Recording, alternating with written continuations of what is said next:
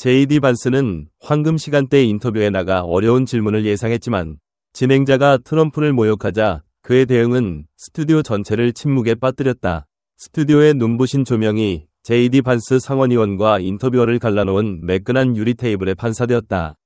마지막 준비의 웅성거림이 공기를 채웠다. 프로듀서들이 헤드셋에 대고 속삭이고 카메라맨들이 각도를 조정하며 메이크업 아티스트가 진행자의 이마에 파우더를 두드렸다. 긴장감이 고조되었다. 이 세그먼트가 발표된 이후부터 기대감이 쌓여왔다. 이는 황금 시간대 방송으로 전국 수백만 명이 지켜보는 고위험 정치 인터뷰였다. JD 반스는 트럼프 대통령의 최근 정책 결정을 논의하기 위해 초대받았지만 이 진행자와 함께라면 그저 정책만 다루지 않을 것이라는 걸 모두가 알았다. 엘리엇 맥매너스는 수년간의 치열한 토론으로 날카로워진 베테랑 정치 평론가였다.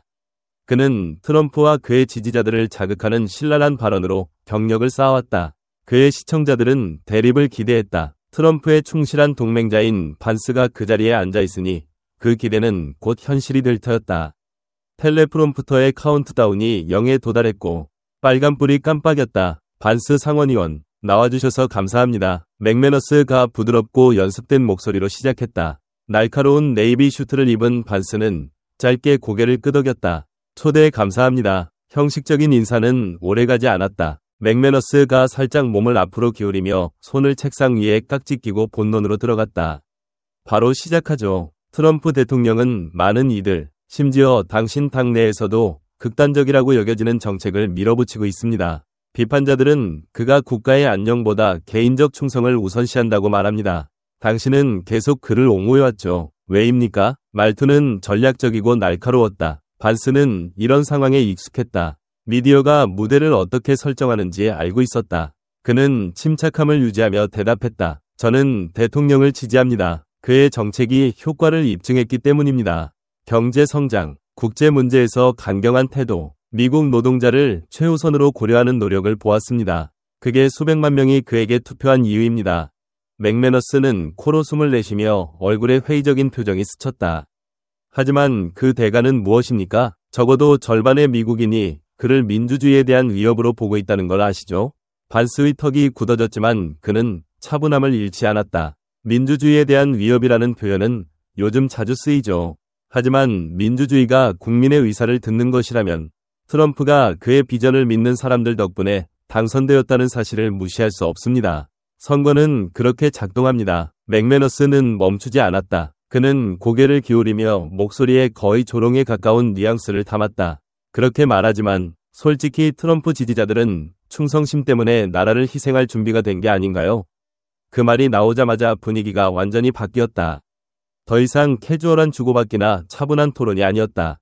한 문장이 복부에 펀치를 날린 듯 착지했다. 스튜디오 관객 사이로 희미한 웅성거림이 퍼졌다. 일부는 숨을 헐떡이고 다른 이들은 자리에서 몸을 움직였다. 컨트롤룸은 침묵에 휩싸였다. 유리 패널 뒤에 프로듀서들이 얼어붙었다. 맥매너스는 태연하게 앉아 반스의 반응을 기다렸다. 그리고 반스가 반응했다. 그의 손가락이 테이블을 더 세게 잡았고 눈빛은 이전에 없던 날카로움으로 맥매너스를 응시했다. 방 안은 다음 순간이 밤의 나머지를 정의할 것이라는 기대감으로 가득 찼다. 하지만 그 강렬함은 누구도 예상치 못했다. 잠시 동안 JD 반스는 맥매너스를 응시했다. 그의 표정은 읽을 수 없었다. 침묵이 길어지며 방 안의 압박감이 느껴졌다. 관객들은 어색하게 몸을 움직이거나 옆 사람과 속삭였다. 다른 이들은 긴장된 주목 속에서 기다렸다. 뭔가 일어날 거라는 걸 알았다. 반스가 마침내 몸을 앞으로 기울이며 낮고 의도적인 목소리로 말했다. 그건 터무니없는 발언입니다. 그는 소리를 지르거나 테이블을 치지 않았다. 하지만 그의 말은 망치처럼 무겁게 내려앉았다. 맥매너스는 순진한 척하며 눈을 깜빡였다. 어떻게 그렇죠? 반스는 계속해서 차분하고 절제된 목소리로 말했다. 하지만 목소리에 담긴 날카로움은 분명했다. 당신은 대통령을 공격하는데 그치지 않고 수백만 명의 미국인을 모욕하고 있습니다. 열심히 일하는 사람들, 나라를 믿는 사람들, 정치인들이 그들의 마을이 무너지고 일자리가 사라지는 동안 그들을 비웃는 것을 지켜본 사람들입니다. 그들을 위해 존재해야 할 기관들이 다른 가치를 가졌다는 이유로 그들을 후진적이라고 불렀죠. 맥매너스는 미소를 지으며 고개를 기울였다. 상원의원님, 드라마틱하게 굴지 맙시다. 저는 단지 일부가 그들의 변함없는 충성을 비이성적이라고 볼 수도 있다고 지적한 겁니다. 반스는 날카롭게 숨을 내쉬며 고개를 흔들었다. 당신은 또 그러네요. 정책에 대해 논하지 않고 선의로 질문을 던지지도 않죠. 조롱하고 무시하고 당신과 다른 의견을 가진 사람은 멍청하거나 위험하다고 취급합니다. 관객들 사이에서 드문드문 박수가 터졌다. 맥매너스는 손을 들어 거의 재미있다는 듯 말했다. 좋아요. 그만. 반스가 말을 끊었다. 목소리가 약간 높아졌다. 이게 바로 미국인들이 미디어를 더 이상 신뢰하지 않는 이유입니다. 당신은 이 멋진 스튜디오에 앉아서 나라의 절반을 해결해야 할 문제처럼 취급하지. 진짜 고민을 가진 사람들로 보지 않죠. 이제 긴장이 뚜렷해졌다. 유리 뒤의 프로듀서들이 서로 눈길을 주고받았다. 카메라맨의 소나기가 더 단단해졌다. 맥매너스는 억지로 웃음을 터뜨렸지만 어색하게 들렸다. 상원의원님, 이건 토론이지 선거 유세가 아닙니다. 반스는 그를 놓아주지 않았다. 그럼 진짜 논의를 해보죠. 사람들이 당신이 원하는 대로 투표하지 않았다는 이유만으로 전국 방송에서 모욕받는 것에 왜 지쳤는지에 대해요. 이번엔 관객이 반응했다. 박수와 웅성거림, 심지어 맥매너스를 향한 낮은 야유 소리까지 섞여 있었다. 맥매너스는 눈에 띄게 짜증을 내며 서류를 정리했다. 좋아요. 잠시 물러서 봅시다. 하지만 물러설 수 없었다. 긴장된 교류로 시작된 것이 훨씬 더 큰 것으로 변하고 있었고 그 순간은 이미 맥매너스의 통제에서 벗어나고 있었다. 맥매너스는 날카롭게 숨을 내쉬며 노트를 넘겼다. 신중히 준비한 질문이 갑자기 무의미하게 느껴졌다. 인터뷰는 자체적인 생명을 얻었다. 반면 반스는 더 집중된 상태였다. 그는 더 이상 질문에 답하는 데 그치지 않고 자신의 입장을 굳건히 지켰다. 그는 집에서 지켜보는 수백만 명에게 직접 말하고 있었다. 이 순간에서 자신을 볼 사람들을 알았다. 맥매너스는 마침내 고개를 들며 눈까지 닿지 않는 미소를 붙였다. 상원의원님, 우리가 주제에서 벗어난 것 같습니다. 이 대화는 정책에 초점을 맞추려 했는데 반스가 끊었다. 주제에서 벗어난 게 아닙니다. 이게 바로 주제입니다. 이게 문제입니다. 당신은 보수 인사를 쇼에 초대하면서 토론을 하려는 게 아니라 함정에 빠뜨리고 나중에 사용할 사운드 바이트를 유도하려고 하죠. 그게 안 통하면 모욕으로 넘어갑니다. 당신은 방금 수백만 미국인을 세뇌되었다고 불렀죠. 그게 저널리즘이라고 생각하나요? 맥매너스의 턱이 살짝 굳어졌다. 저는 누구도 세뇌되었다고 부르지 않았습니다. 그는 조심스럽게 말했다. 저는 관찰을 한 겁니다. 반스는 천천히 고개를 끄덕이며 반복했다. 관찰이요. 당신 편에 있는 사람들, 당신 네트워크의 모든 말을 믿고 의문 없이 당신이 밀어붙이는 내러티브를 따르는 사람들에게도 같은 관찰을 하나요? 맹목적 충성은 보수주의자들에게만 문제인가요? 관객의 반응이 확실히 변했다. 항상 통제력을 유지하던 맥매너스는 이제 방어 태세에 있었다. 그는 회복하려 했다. 상원의원님, 차이점은 이건 네트워크나 내러티브에 관한 게 아니라 사실에 관한 겁니다. 많은 미국인이 트럼프의 수사가 위험하다고 믿는 게 사실입니다. 그걸 부정하나요? 반스는 망설이지 않았다. 일부가 그렇게 믿는다는 걸 부정하지 않습니다. 하지만 또 다른 사실이 있죠. 당신과 미디어는 수년간 그들에게 그렇게 믿도록 설득해왔습니다. 매일 그 메시지를 밀어붙이며 그들이 투표하지 않은 사람이 나라의 실질적 위협이라고 설득하죠. 그리고 그의 지지자들이 반발하고 당신이 그들을 규정하는 걸 거부하면 놀란 척합니다. 맥매너스는 코웃음을 쳤다. 상원의원님, 아무도 누구를 규정하지 않았습니다. 반스가 몸을 기울였다. 당신은 5분 전에 그렇게 했죠. 또 한 번이 박수 물결이 일었다. 관객 몇 명이 잠시 일어섰다가 빠르게 앉았다. 맥매너스는 카메라 밖을 힐끗 보며 다음 광고 시간을 찾았다. 그는 빠르게 통제력을 잃고 있었다. 하지만 조용히 물러날 생각은 없었다. 그는 펜을 테이블에 톡톡 치며 말했다. 좋아요. 그럼 이렇게 묻죠. 이게 모두 미디어 편견이고 트럼프의 대통령직이 그렇게 통합적이고 긍정적이라면 왜 그의 행정부 출신 전직 관리들을 포함한 많은 이들이 다르게 말하나요?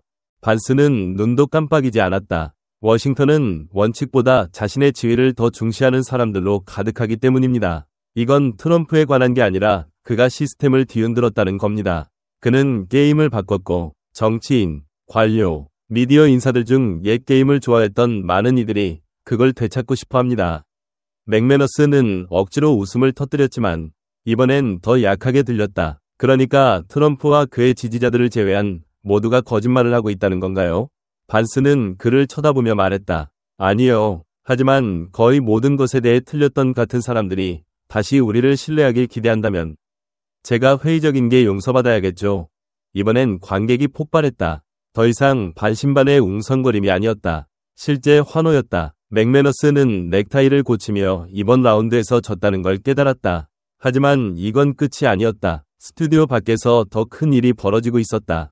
컨트롤룸에서 프로듀서들은 상황을 파악했다. 바이럴 순간을 본 적은 있었지만 이번은 달랐다. 맥매너스는 내러티브의 통제력을 잃었고 스튜디오의 에너지가 이를 반영했다. JD 반스는 황금 시간대 인터뷰에서 드물게 일어나는 일을 해냈다. 그는 진행자를 뒤집어 통제된 토론을 전면적인 심판으로 바꿨다. 스튜디오 밖에서는 인터넷이 이미 장악했다. 클립이 소셜미디어에 올라오자마자 순식간에 퍼졌다. 몇 분 만에 트위터는 반응으로 넘쳐났다. 비디오가 사방에 퍼졌다. 클립되고 편집되고 자막이 붙고 공유되었다. 보수 논평가들은 반스의 반격을 미디어 편견을 다루는 마스터 클래스라 칭찬했다. 진보 전문가들은 맥매너스를 변호하며 상원의원이 값싼 회피로 진짜 질문을 피했다고 주장했다. 하지만 중요한 건 전문가들의 말이 아니라 집에서 보는 사람들이 생각하는 것이었다. 특히 과거에 무시당하고 조롱받고 침묵당했다고 느낀 수백만 명에게 반스는 그들의 목소리를 대변했다. 드디어 누군가 말했네요. 한 사용자가 포스트했다. 그가 맥매너스를 박살냈어요. 이게 사람들이 미디어를 신뢰하지 않는 이유예요. 또 다른 사용자가 답했다. 비디오는 순식간에 트렌드 차트를 올랐다. 1시간 안에 밈이 등장했다.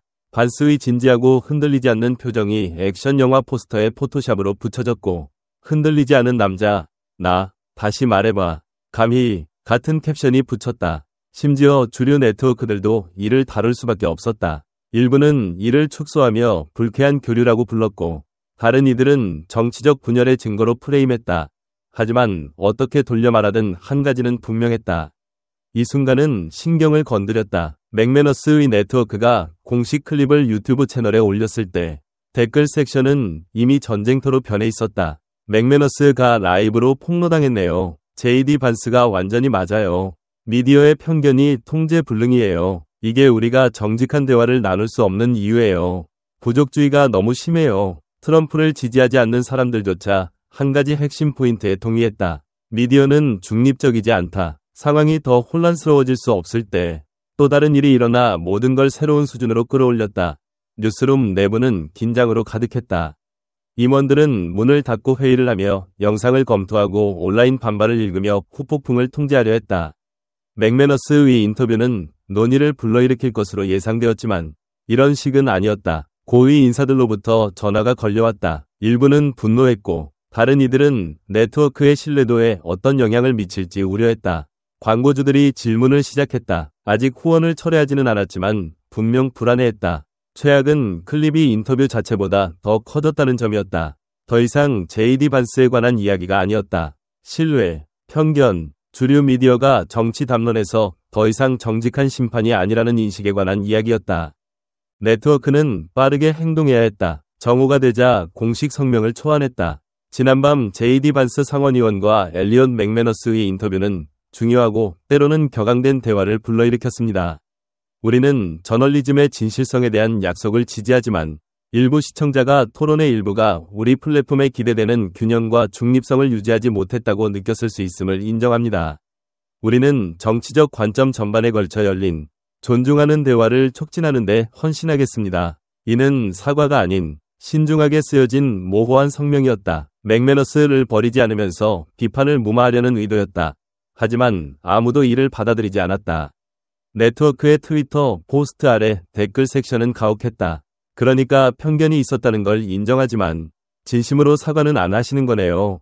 걸렸기 때문에 인정하는 거잖아요. 그냥 반스가 반격할 줄 몰랐다고 말하고 넘어가세요. 한편 맥매너스는 침묵을 지켰다. 트윗도 후속 논평도 없이 조용했다. 반면 반스는 이 순간을 최대한 활용했다.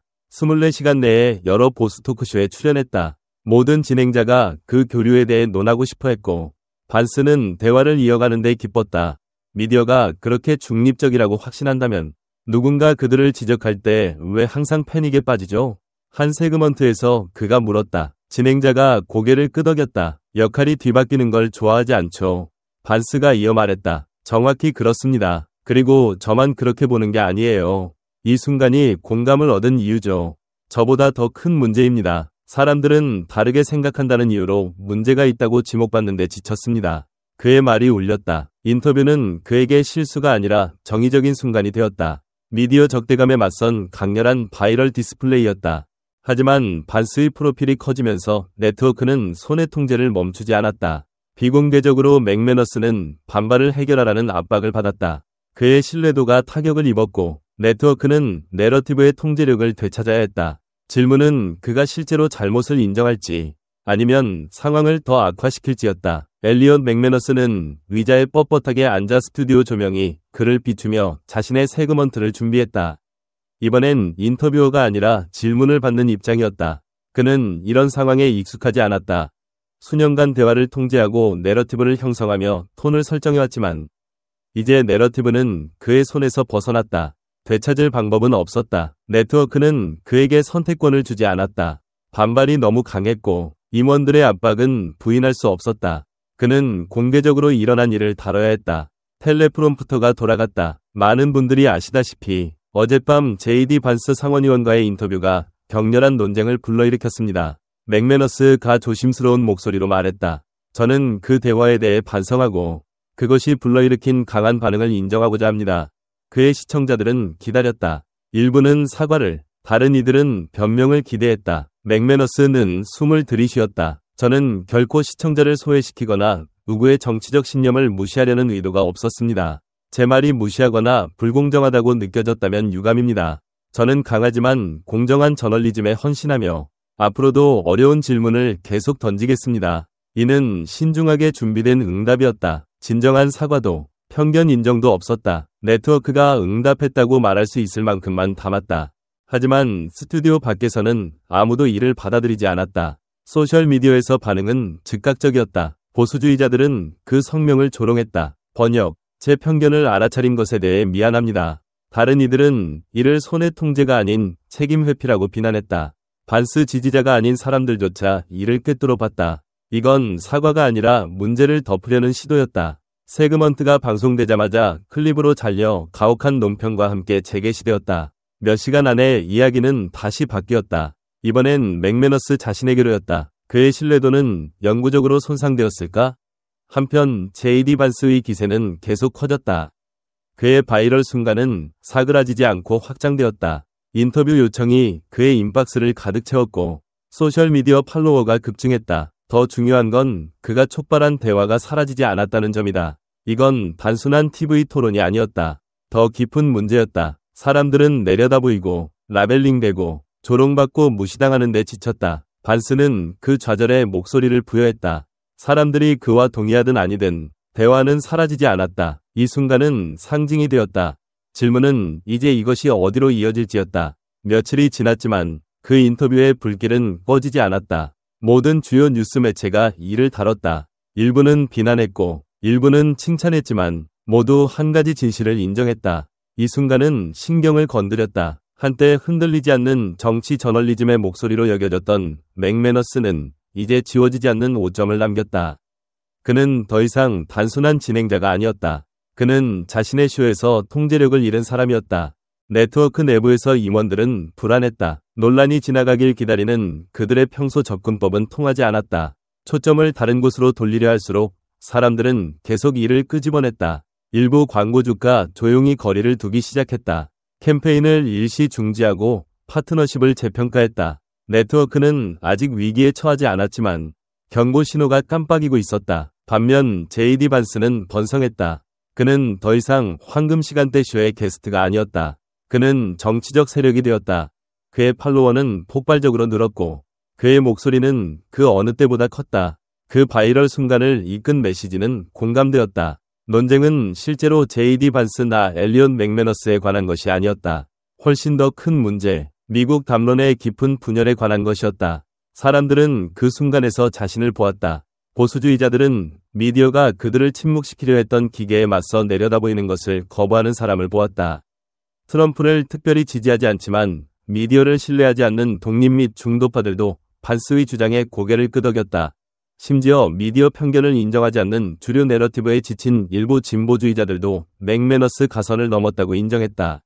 이건 단순한 TV 순간이 아니라 문화적 플래시포인트였다. 그래서 사라지지 않았다. 당신이 어느 편에 있든 한 가지 질문을 강요했다. 우리는 정말 정직한 대화를 원하는 걸까? 아니면 특정 스크립트에 맞는 대화만 원하는 걸까? 그 질문은 카메라가 멈춘 후에도 사람들의 마음에서 계속 맴돌았다. 결국 마지막 말을 한 건 J.D. 반스나 엘리엇 맥매너스가 아니었다.